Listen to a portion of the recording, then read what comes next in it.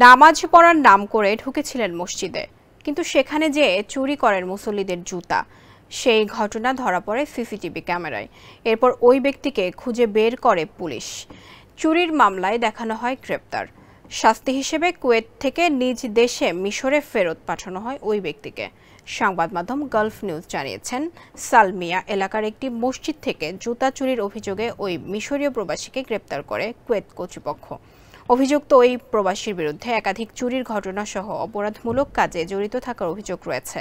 Gulf news বলছে, স্বরাষ্ট্র মন্ত্রণালয় থেকে ওই প্রবাসীর একটি ছবিও প্রকাশ করা হয়েছে। তার বিরুদ্ধে বিচারাধীন মামলার রেজলিউশন অনুসরণ করে ওই ব্যক্তিকে দেশে ফেরত পাঠানোর সিদ্ধান্ত নেওয়া হয়। স্যান্ডেলিনা সো, রূপচর্চায় আভিজাত্য। এছাড়াও মসজিদ থেকে জুতা চুরির ঘটনার একটি ভিডিও ফুটেজ সোশ্যাল মিডিয়ায় ভাইরাল হয়েছে। ফুটেজে স্পষ্ট দেখা যাচ্ছে মিশরের ওই লোকটি জুতা চুরির কাজে লিপ্ত রয়েছেন।